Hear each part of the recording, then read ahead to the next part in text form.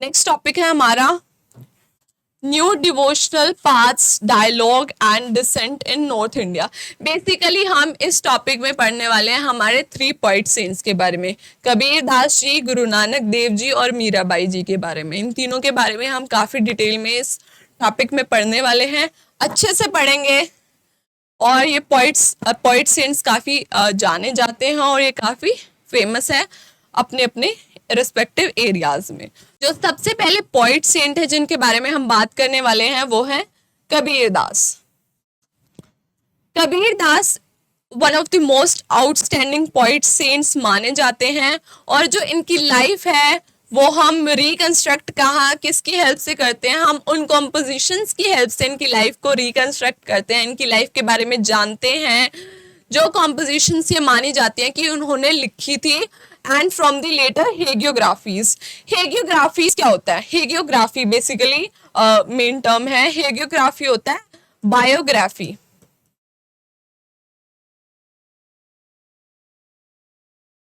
Biography of saints life.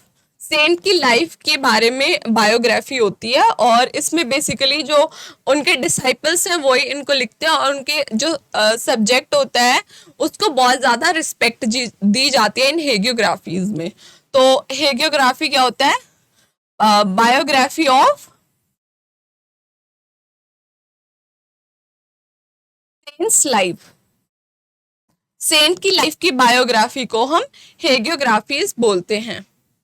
तो जो compositions मानी गई हैं कि जो उन्होंने कबीर दास जी ने लिखी थी उनको 3 अलग अलग ट्रेडिशंस में संभाला, प्रिजर्व किया गया है।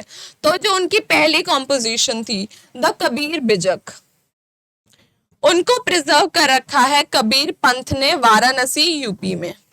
और जो उनकी दूसरी कॉम्पोजिशन है कबीर ग्रंथावली, वो एसोसिएटेड है दादू पंथ से राजस्थान में। और जो थर्ड कॉम्पोजिशन है, मतलब जो उनकी और कॉम्पोजिशन है वो हमें मिलती हैं अधिग्रंथ साहिब में।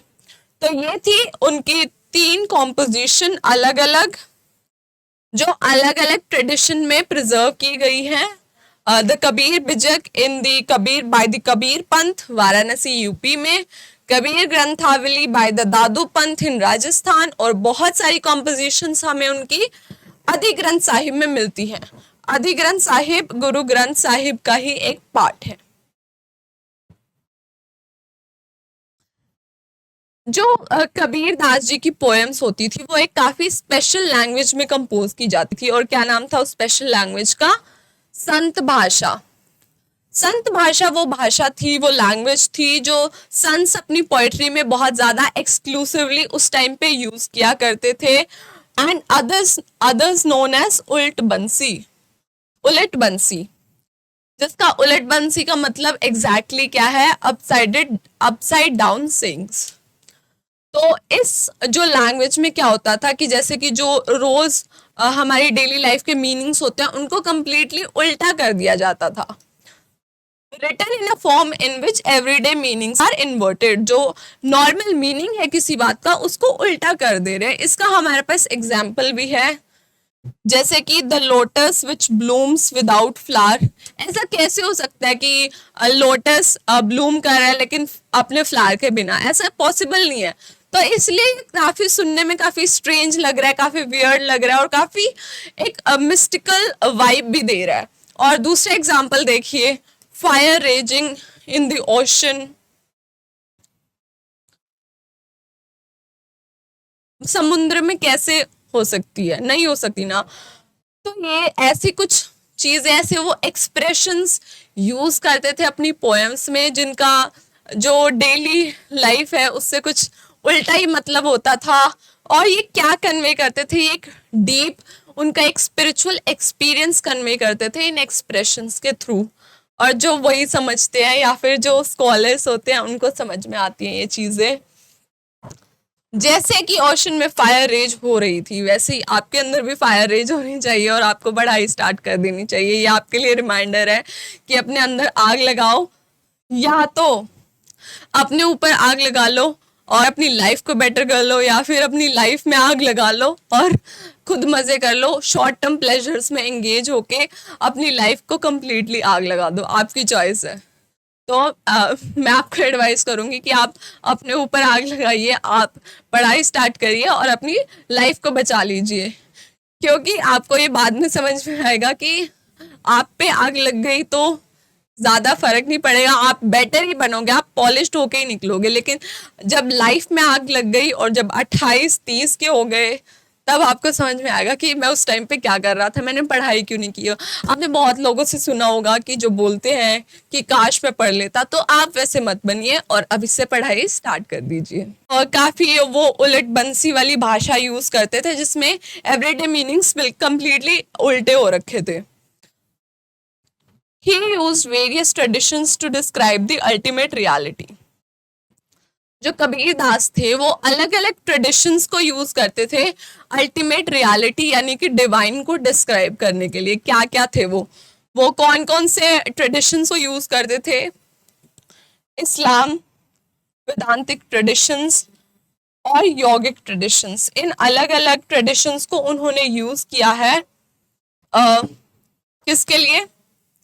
अल्टीमेट रियलिटी को बेसिकली डिस्क्राइब करने के लिए। जैसे इस्लाम में उन्होंने कौन कौन सी टर्म्स को यूज किया है डिवाइन को डिस्क्राइब करने के लिए? अल्लाह, खुदा, हजरत, पीर। और वेदांतिक ट्रेडिशंस में उन्होंने अलग, विच मीन्स अनसीन, जो किसी ने कभी नहीं देखा, निराकार, जिसकी कोई फॉर्म नहीं है, ब्राह्मण, आत्मा। ऐसी टर्म्स उन्होंने वेदांतिक ट्रेडिशन से ली है और अल्टीमेट रियलिटी को डिस्क्राइब किया है, डिवाइन को डिस्क्राइब किया है। फिर आते हैं हम योगिक ट्रेडिशन से, उन्होंने क्या क्या टर्म्स ली? शब्द यानी कि साउंड, एंड शून्य यानी कि एम्प्टीनेस। इन टर्म्स को उन्होंने योगिक ट्रेडिशन से लिया है और अल्टीमेट रियलिटी को डिस्क्राइब किया है, भगवान को डिस्क्राइब किया है। कबीर दास की कुछ पोएम्स ऐसी थी जो मोनोथिज्म क्या होता है? बेसिकली ये मानना कि सिर्फ एक ही भगवान है, एंड आइकोनोक्लाज्म को यूज करती थी। आइकोनोक्लाज्म क्या मतलब? लिटरली होता है इमेज डिस्ट्रॉयर।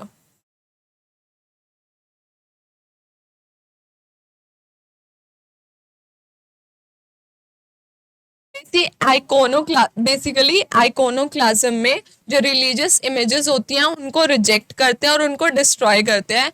तो वो आइकोनोक्लाज्म और मोनोथिज्म जो जिसमें होता है कि सिर्फ एक ही भगवान है, उसको यूज करते थे और अटैक करते थे हिंदूज की प्रैक्टिसेस को, पॉलीथिज्म और आइडल वर्शिप को। आइडल वर्शिप में आपको पता है कि हम इमेज की वर्शिप करते हैं, तो आइकोनोक्लाज्म को वो आइडल वर्शिप के लिए यूज करते थे, अटैक करने के लिए, और मोनोथिज्म को यूज करते थे पॉलीथिज्म को अटैक करने के लिए। पॉलीथिज्म में क्या होता है कि आप बहुत सारे भगवानों की पूजा करते हो, लेकिन ऐसा नहीं है कि सिर्फ वो हिंदुइज्म को अटैक ही कर रहे हैं, वो अपनी कुछ पोएम्स में सूफी कंसेप्ट को यूज करके, सूफी कंसेप्ट जो जिक्र का होता है, जो इश्क का होता है, उसको यूज करके एक हिंदू प्रैक्टिस को डिस्क्राइब करते हैं। जैसे हम सबको पता है नाम सिमरन, भगवान का नाम जपना, उस चीज को वो एक्सप्रेस करते हैं सूफी कंसेप्ट्स को यूज करके।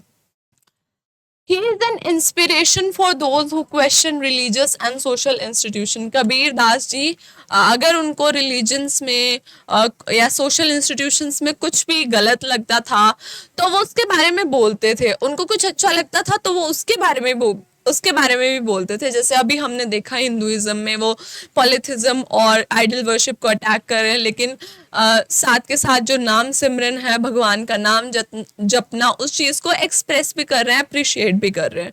तो वो उन लोगों के लिए इंस्पिरेशन है जो सोशल और रिलीजियस इंस्टीट्यूशंस को क्वेश्चन करते हैं, उनकी अथॉरिटी को क्वेश्चन करते हैं। बाद में कुछ ऐसे डिबेट्स भी थी कि वेदर ही वाज हिंदू और Muslim by birth, which are reflected in the later hagiographies. जो वैष्णवा ट्रेडिशन है उसमें क्या कहते हैं कि जो कबीर थे वो बाय बर्थ तो हिंदू थे, जिनका नाम था उनका कबीर दास, लेकिन जो उनकी परवरिश थी, जो उनको रेस किया गया था, वो एक पुअर मुस्लिम फैमिली ने किया था, and it was a family of viewers और जुलाहाज। और वैष्णव ट्रेडिशन में ये भी सजेस्ट किया जाता है कि गुरु रामानंदा ने ही उनको भक्ति में इनिशिएट किया था, भक्ति उनसे स्टार्ट करवाई थी गुरु रामानंदा ने। लेकिन जो वर्सेस उनको एट्रीब्यूट किए गए हैं, जो माना गया है कि कबीर के दोहे हैं या फिर पोएम्स हैं या कॉम्पोजिशंस हैं, उनमें कहीं पे भी किसी स्पेसिफिक गुरु का नाम नहीं लिया गया।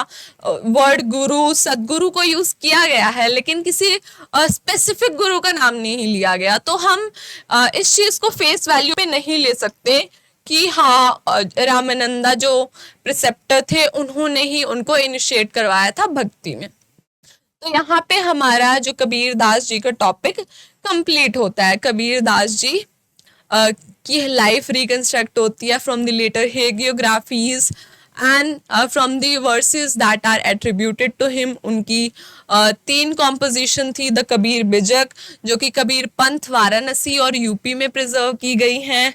दूसरी थी कबीर ग्रंथावली, जो एसोसिएटेड है दादू पंथ से राजस्थान में। फिर उनकी बहुत सारी कॉम्पोजिशंस को आदि ग्रंथ साहिब में भी इंक्लूड किया गया है। फिर वो संत भाषा का यूज करते थे, वो यूज करते थे उल्ट बंसी का, जिसमें जो एवरीडे मीनिंग्स हैं वो इनवर्ट, वो उल्टे हो रखे थे, जैसे कि the lotus that blossoms without flower.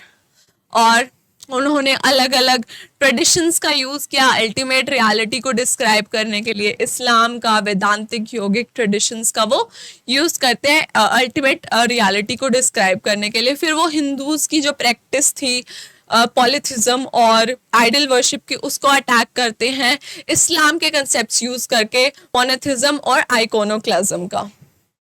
फिर जो हिंदूज की प्रैक्टिस थी वो उसको अप्रिशिएट, एक्सप्रेस भी करते हैं नाम सिमरन की, कि भगवान का नाम जपना, सूफीज के कंसेप्ट यूज करके। और फिर उनके बर्थ के बारे में काफ़ी डिबेट्स चली कि वो हिंदू थे या मुस्लिम थे। तो जो वैष्णवा ट्रेडिशन है उसमें बोलते हैं कि by birth he was a Hindu Kabir Das, लेकिन उनको रेज एक मुस्लिम फैमिली ने किया था जो वीवर्स और या फिर जुलाहास की फैमिली थी। और ये भी वो क्लेम करते हैं कि जो रामानंदा गुरु थे उन्होंने उनको भक्ति में इनिशिएट किया था। लेकिन जो वर्सेस उनको एट्रीब्यूट किए गए हैं उनमें कहीं पे भी ये नहीं लिखा हुआ कि किसी स्पेसिफिक गुरु का नाम मेंशन नहीं कर रखा, गुरु और सदगुरु का बस मेंशन कर रखा है। तो इसलिए हम इस चीज को फेस वैल्यू पे नहीं ले सकते। तो कबीर वाला टॉपिक, कबीर दास जी का टॉपिक हमारा यहाँ पे कंप्लीट होता है। अब हम चलते हैं बाबा गुरु नानक देव जी पे। उनका बर्थ एक हिंदू मर्चेंट फैमिली में हुआ था। बाय प्रोफेशन वो अकाउंटेंट थे और उनका विलेज था ननकाना साहिब, जो कि रावी रिवर के पास था। और उन्होंने पर्शियन की पढ़ाई की थी। उन्होंने अपनी लाइफ का ज़्यादातर टाइम जो भक्त थे, जो सूफीज थे, उनके साथ स्पेंड किया था। गुरु नानक देव जी ने निर्गुणा भक्ति को अडॉप्ट किया था। निर्गुणा भक्ति जैसे कि हमने पहले पढ़ा था, वो वैसी भक्ति होती है जिसमें हम एब्स्ट्रैक्ट फॉर्म ऑफ गॉड को वर्शिप करते हैं, गॉड की कोई ऐसी स्पेसिफिक फॉर्म नहीं होती। और उन्होंने, जो गुरु नानक देव जी थे, उन्होंने जो भी एक्सटर्नल प्रैक्टिसेस होती थी किसी भी रिलीजन की, जैसे कि रिचुअल बाथ्स हो गए, सेक्रीफाइसेस परफॉर्म करना हो गया, स्क्रिप्चर्स हो गए, इन सब चीज़ों को उन्होंने, एक्सटर्नल प्रैक्टिसेस को सभी को रिजेक्ट कर दिया था और वो निर्गुण भक्ति को अडॉप्ट कर लिया था उन्होंने। फिर वो मानते थे कि जो एब्सोल्यूट होते हैं, जो रब होते हैं, उनका कोई फॉर्म नहीं होता, उनका कोई जेंडर नहीं होता। और एक सिंपल वे भगवान के साथ कनेक्ट करने के लिए क्या है, डिवाइन के साथ कनेक्ट करने के क्या है, by remembering and repeating his name through hymns, जिनको उन्होंने बोला शब्द, कि अगर आपको भगवान के साथ, डिवाइन के साथ सिंपल कनेक्ट करना है तो आप उनका बार बार नाम याद करके, रिपीट करके, हिम्स के थ्रू ये कर सकते हैं। और इसको बोलते थे शब्द। फिर जो भी उनके फॉलोअर्स थे उनको उन्होंने एक कम्युनिटी में ऑर्गेनाइज किया और कुछ रूल्स बनाए, कुछ रूल्स सेटअप किए कॉन्ग्रीगेशनल वर्शिप के लिए। कॉन्ग्रीगेशनल वर्शिप जिसमें जब एक ग्रुप ऑफ पीपल एक साथ आते हैं और पूजा करते हैं, इसको बोलते थे संगत। इसमें क्या होता था, कलेक्टिव रेसिटेशन होता था इन हिम्स का। शब्द का कलेक्टिवली वो शब्दों को रिसाइट करते थे। और इन कॉम्पोजिशंस को जो गुरु नानक देव जी थे वो बहुत बार गाया करते थे, और जो इनके साथ थे मर्दाना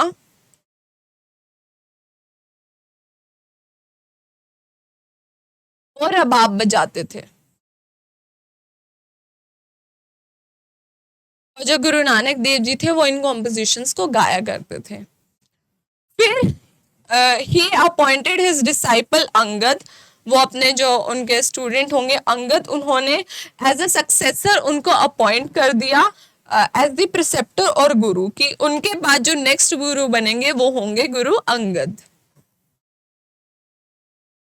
जो फिफ्थ गुरु थे गुरु अर्जन, उन्होंने जो भी कॉम्पोजिशन गुरु नानक देव जी की थी और उनके बाद जो 4 गुरुज थे उनकी कॉम्पोजिशन, रिलीजियस पोइट्स हो गए जैसे कि बाबा फरीद, रविदास, रायदास और कबीर दास, इनकी कॉम्पोजिशंस को लिया और इन सब की कॉम्पोजिशंस को आदि ग्रंथ साहिब में कंपाइल कर दिया। और इन हिम्स को बोला जाता था गुरबानी, मतलब आज भी बोला जाता है गुरबानी। किन इन्होंने कॉम्पोजिशन ली थी गुरु नानक देव जी की, उनके बाद जो 4 सक्सेसर थे उनकी, रिलीजियस पोइट्स जैसे कि बाबा फरीद, बाबा रविदास हो गए और बाबा कबीर दास हो गए, इनको कंपाइल किया आदि ग्रंथ साहिब में। फिर आए 10th प्रिसेप्टर यानी कि 10वें गुरु, गुरु गोविंद सिंह। इन्होंने जो 9th गुरु थे गुरु तेग बहादुर, उनकी कॉम्पोजिशंस को भी इस स्क्रिप्चर में आदि ग्रंथ साहिब में ऐड कर दिया और इसको क्या बुलाया गया, गुरु ग्रंथ साहिब, जो आज भी हमारे पास है। गोबिंद सिंह थे, उन्होंने खालसा पंथ की भी स्थापना की थी। खालसा पंथ क्या होता है, आर्मी ऑफ प्योर, प्योर लोगों की आर्मी, और इसमें उन्होंने अपने 5 प्यारे भी अपॉइंट किए थे जो अलग अलग सोशल कैटेगरीज से आते थे। एंड डिफाइंड इट्स 5 सिंबल्स, क्या क्या खालसा पंथ के क्या क्या 5 सिंबल्स थे, uncut hair, a dagger, a pair of shorts, a comb and a steel bangle, ये 5 सिंबल्स थे खालसा पंथ के लिए। खालसा पंथ का मतलब क्या है, आर्मी ऑफ प्योर, और इसने स्टार्ट किसने किया था, इसको गुरु गोबिंद सिंह जी ने स्टार्ट किया था। तो यहाँ पे हमारा बाबा गुरु नानक देव वाला चैप्टर भी कंप्लीट होता है, जिसमें हमने पढ़ा कि वो हिंदू फैमिली से थे, ननकाना साहिब उनके गांव का नाम था जो रावी रिवर के पास था। By profession he was an accountant, उन्होंने पर्शियन पढ़ाई की थी। उन्होंने निर्गुणा भक्ति को अडॉप्ट किया और उनके अकॉर्डिंग जो रब होते हैं उनका कोई जेंडर नहीं होता, उनका कोई फॉर्म नहीं होता। और उन्होंने कॉन्ग्रीगेशनल वर्शिप के लिए कुछ रूल्स भी बनाए, जैसे संगत, और फिर वो शब्द गाते थे, कलेक्टिवली रिसाइट करते थे। गुरु अंगद को उन्होंने अपॉइंट किया। फिर उनके बाद जो 5th गुरु थे गुरु अर्जन, उन्होंने जो उनके गुरु नानक देव जी और जो 4 सक्सेसर्स थे उनके जो 5th गुरु थे गुरु अर्जन, उन्होंने जो गुरु नानक देव जी थे उनकी कॉम्पोजिशन और जो उनके बाद 4 सक्सेसर्स थे उनकी कॉम्पोजिशन, रिलीजियस पोइट्स जैसे कि बाबा फरीद, रविदास, कबीर दास, उनकी कॉम्पोजिशंस को आदि ग्रंथ साहिब में कंपाइल कर दिया। फिर जो 10th प्रिसेप्टर 10th गुरु थे गुरु गोबिंद सिंह, उन्होंने क्या किया, उन्होंने जो 9th गुरु थे गुरु तेग बहादुर, उनकी कॉम्पोजिशंस को लिया, आदि ग्रंथ साहिब में ऐड किया और फिर हमारे पास हमारा टेक्स्ट आ गया, रिलीजियस स्क्रिप्चर टेक्स्ट आ गया, गुरु ग्रंथ साहिब। और जो गुरु गोबिंद सिंह जी थे उन्होंने खालसा पंथ को भी एस्टेब्लिश किया था, which means army of pure, और उसके 5 सिंबल्स से। तो इसके साथ हमारे टॉपिक अच्छे से कंप्लीट होता है। हमारे चैप्टर भक्ति सूफी ट्रेडिशन के सबसे लास्ट टॉपिक पे, जिस टॉपिक में हम मीराबाई के बारे में पढ़ने वाले हैं, तो चलिए स्टार्ट करते हैं और इसको भी खत्म करते हैं और फिर नेक्स्ट चैप्टर पे बढ़ेंगे इसके बाद। Mirabai is the best non women poet, women's में ये one of the best poet मानी जाती हैं, पोइट सेंट। और उनकी लाइफ कहाँ से रिकंस्ट्रक्ट होती है, जो भजन्स जो माने जाते हैं कि भजन्स उन्होंने लिखे थे, उससे हम उनकी लाइफ को ट्रेस करते हैं और उनकी लाइफ के बारे में अंडरस्टैंड करते हैं।